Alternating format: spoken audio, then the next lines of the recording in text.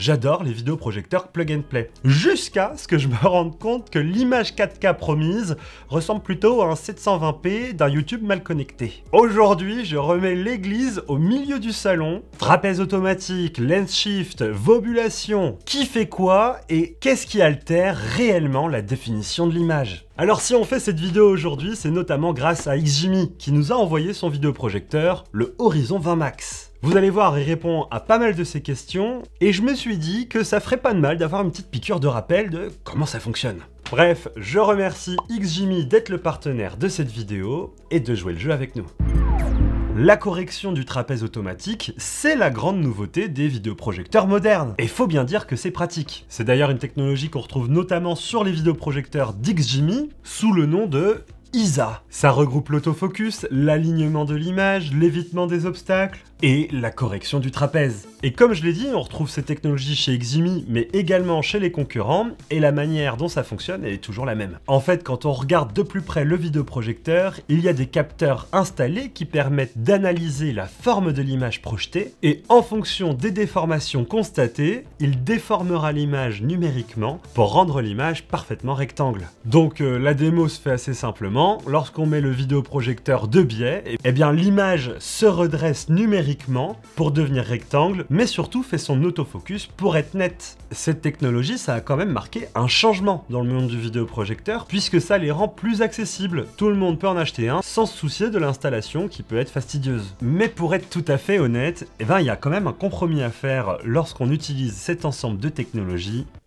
La qualité d'image. Bah ouais, il n'y a pas de magie, hein, puisque pour réaliser ce genre de correction, le vidéoprojecteur doit faire un recadrage numérique, et donc réduire le nombre de pixels affichés à l'image. En fait, le vidéoprojecteur donne l'illusion de changer l'angle de la projection, alors qu'en fait c'est une simple découpe dans l'image. Et quand on recadre dans une matrice, c'est comme en photo. On perd en définition. Donc votre vidéoprojecteur 4K qui utilise toutes ces aides automatiques n'affiche certainement pas à la fin une réelle image 4K. Et là, si vous êtes un peu connaisseur dans le domaine, vous allez certainement me crier dans les commentaires et faites-le par pitié. Mais Arnaud, tu te fous de nous? Il y a peu de vidéoprojecteurs qui sont réellement capables d'avoir une matrice 4K à l'intérieur. Et je vous le dis, vous avez raison. Même si sur la boîte du vidéoprojecteur il est affiché 4K, souvent dans le vidéoprojecteur, la matrice est en Full HD. Parce que si on regarde le prix des vidéoprojecteurs qui sont équipés d'une vraie matrice 4K, autant vous dire que déjà, on les compte sur les doigts d'une main, et qu'en plus de ça, l'addition est quand même assez salée. Parce que oui, ce sont les seuls vidéoprojecteurs qui sont équipés d'une réelle matrice 4K. Alors c'est quoi une matrice, peut-être vous demandez-vous? C'est un élément indispensable à un vidéoprojecteur. Cette matrice va orienter, diriger, influencer la couleur et la luminosité de chaque pixel. Elle va constituer l'image. Donc sur le schéma, vous le voyez bien, la matrice n'est pas la source de lumière, elle profite d'une source de lumière, souvent aujourd'hui c'est du laser, mais on peut aussi avoir du LED ou même si vous êtes à l'ancienne des ampoules, et la matrice va travailler après l'émission de la lumière afin de moduler cette lumière pour la transformer donc en image. Donc laissez-moi revenir au sujet de la 4K. Les matrices 4K sont rares, compliquées à faire et surtout donc très chères. Elles impliquent souvent un châssis de vidéoprojecteur assez encombrant, et ce qui rend ce genre de modèle assez peu adapté dans une installation dans un salon, ou bien faut vraiment s'installer en mode home cinéma avec un sacré budget. Et là vous allez me dire, non mais Arnaud, t'as pété ton crâne, d'où mon vidéoprojecteur 4K, c'est une matrice 1080p à l'intérieur.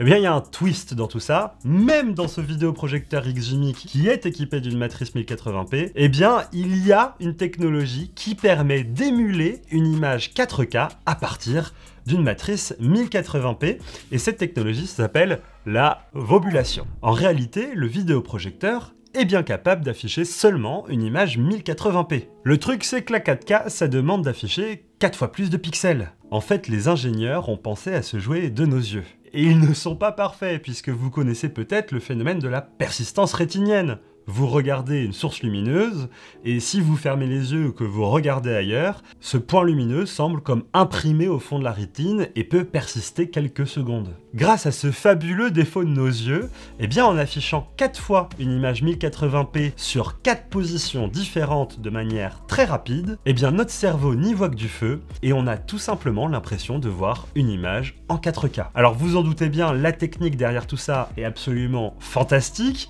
Il faut faire vibrer la matrice de manière extrêmement méthodique et recomposer à chaque vibration l'image en direct afin d'afficher une image extrêmement nette comme on a l'habitude de les voir en 4K. Tout ça sans avoir de perte de qualité. On pourrait deviner que ça devienne très rapidement flou quand même. Et là vous allez peut-être vous poser la question, peut-on percevoir la différence entre une image 4K projetée par Vobulation ou projetée par une matrice 4K native? Techniquement, oui, on peut voir la différence si on met les deux images côte à côte et qu'on sort un peu sa loupe pour voir la perte de netteté qu'on peut avoir due à la Vobulation. Mais très franchement, si je vous mets une image vobulée devant vous pendant 5 minutes et que je vous en mets une 4K native 5 minutes après, je suis pas sûr que vous êtes capable de retenir les différences. La technique de la Vobulation est très convaincante, et c'est pour ça qu'elle a envahi le marché sans vraiment qu'on sache, puisque sur les boîtes, ils indiquent que l'image finale est affichée en 4K, quelle que soit la technique, 4K native ou par Vobulation. Derrière toute cette ingénierie, eh ben, les constructeurs ils y voient un réel avantage.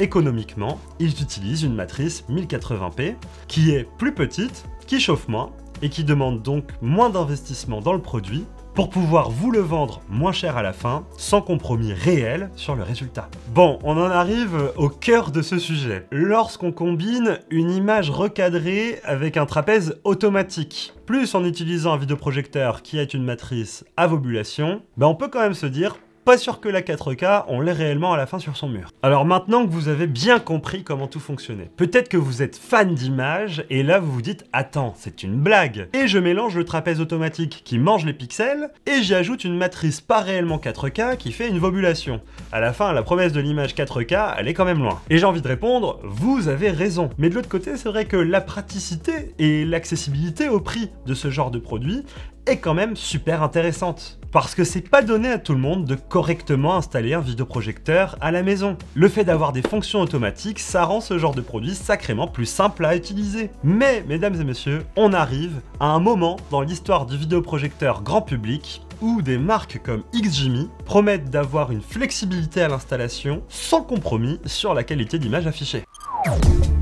Laissez-moi vous introduire le Lens Shift qu'on retrouve sur le XGIMI Horizon 20 Max. Alors ce sont des technologies qui ne sont pas spécialement nouvelles, mais héritées de vidéoprojecteurs haut de gamme et souvent bien plus chers. La promesse du Lens Shift et du zoom optique, c'est de pouvoir avoir un résultat similaire à un recadrage numérique, sauf qu'ici c'est fait de façon mécanique et donc sans perte de qualité de l'image. C'est simple, à l'intérieur du vidéoprojecteur, des moteurs vont directement déplacer le bloc lentille afin de l'orienter plus à droite, plus à gauche, plus en haut ou plus en bas. Par exemple, sur ce vidéoprojecteur, on va pouvoir ajuster la hauteur de l'image sur plus ou moins 120 degrés sur le plan vertical et 45 degrés sur le plan horizontal.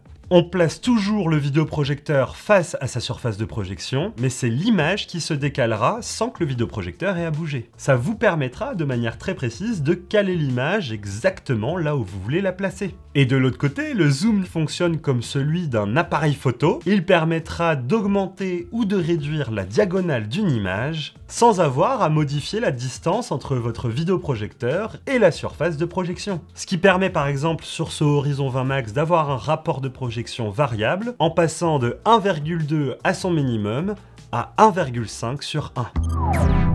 Et là, vous avez peut-être bugué si vous n'avez pas encore pris votre Doliprane.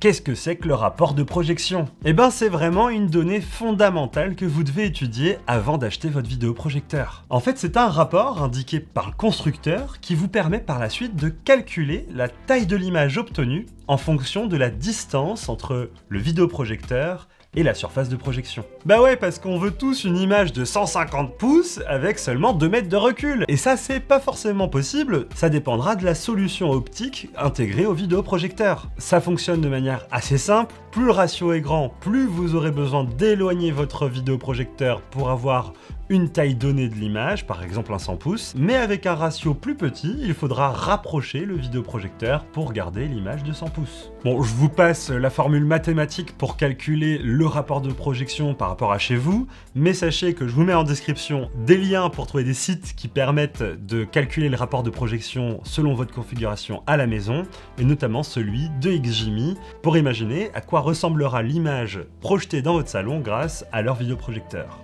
Et vous l'aurez compris, je vous recommande chaudement d'aller faire un tour sur ce genre de site avant de passer commande pour un vidéoprojecteur. Comme ça, vous pourrez anticiper le recul nécessaire au produit par rapport à la surface de projection, mais également connaître la taille de la projection finale sur votre mur ou votre toile afin de correctement la placer dans votre salon. Et c'est d'ailleurs pour ça que le zoom optique de ce modèle est très intéressant, puisqu'il permet une liberté de placement en termes de distance par rapport à la surface de projection. Et j'ai envie de dire, tout ce système lens shift zoom optique, c'est ça, la vraie liberté qu'on peut avoir sur un vidéoprojecteur. C'est de pouvoir poser le vidéoprojecteur un peu n'importe où, sans être contraint par le rapport de projection ou la gestion d'un trapèze qui serait pas parfait. Le tout sans faire de compromis sur la qualité de l'image finale. Bon, maintenant posons-nous les vraies questions. Est-ce qu'il vaut mieux choisir un vidéoprojecteur avec toutes les aides logicielles ou avec un système mécanique de lens shift ou de zoom optique? En réalité, ça va dépendre de votre installation, de vos exigences, mais aussi de votre budget. Si vous cherchez un vidéoprojecteur facile à installer, que vous pourrez balader d'une chambre au salon, sans vous soucier de son inclinaison, de sa position, etc., etc., avec une expérience extrêmement correcte quoi qu'il arrive, eh bien foncez sur un vidéoprojecteur qui inclut des outils de correction automatique et numérique, comme la correction de trapèze, l'autofocus, etc., etc. Par contre, si vous réfléchissez plutôt installation home cinéma, avoir un vidéoprojecteur pour kiffer ses films dans son salon avec un vrai setup, eh bien là, orientez-vous plutôt vers un vidéoprojecteur capable d'avoir un lens shift et un zoom optique pour s'adapter au mieux possible sans compromettre la qualité d'image finale à votre installation.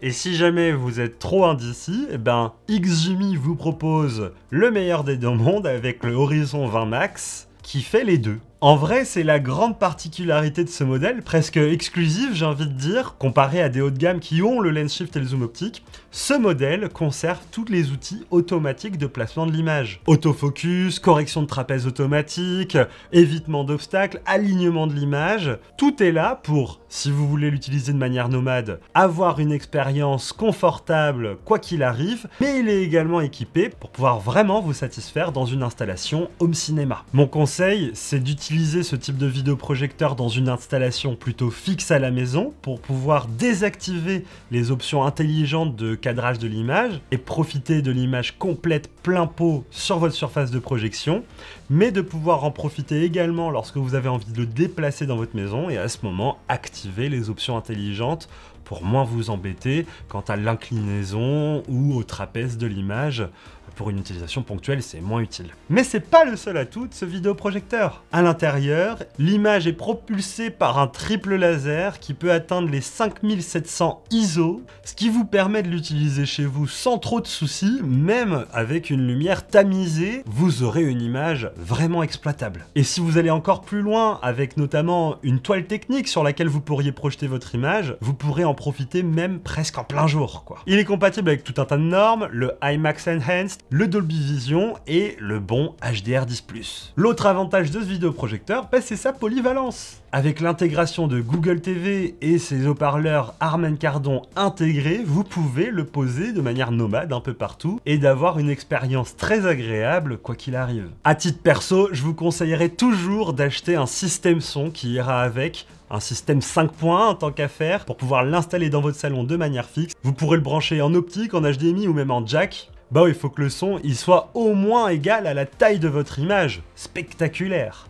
D'ailleurs, si vous voulez jouer aux jeux vidéo avec ce vidéoprojecteur, il est taillé pour, avec un mode vraiment performant qui va atteindre les 240 Hz à 1080p et 1 milliseconde de latence. Et si vous voulez jouer en 4K, ce sera aussi possible en 60 Hz avec une latence de 3 millisecondes. D'ailleurs, le vidéoprojecteur est compatible VRR, Une norme super importante lorsqu'on joue aux jeux vidéo pour éviter le déchirement d'image. Bref, si vous voulez en savoir plus sur le Horizon 20 Max, je vous mets toutes les infos dans la description. À l'heure où je vous parle, le produit vient tout juste de sortir à 2999 €. Mais Ximi vous fait une fleur, vous qui regardez cette vidéo, on a un code promo exclusif pour une remise de 10% sur toute la gamme Horizon 20. Encore une fois, toutes les infos sont dans la description. Je remercie encore une fois Ximi d'être le partenaire de cette vidéo et donc de nous soutenir, ce qui nous permet de continuer de vous informer de la tech comme on le fait actuellement 3 fois par semaine sur cette chaîne YouTube, mais également sur nos réseaux sociaux. On essaye de poster le maximum de choses sur toutes les techs qu'on peut découvrir. J'espère que cette vidéo vous aura été utile. Dites-nous dans les commentaires si vous avez des questions, on essaiera d'y répondre avec plaisir. Vive les vidéoprojecteurs, vive le rapport de projection et les zooms optiques. Ciao!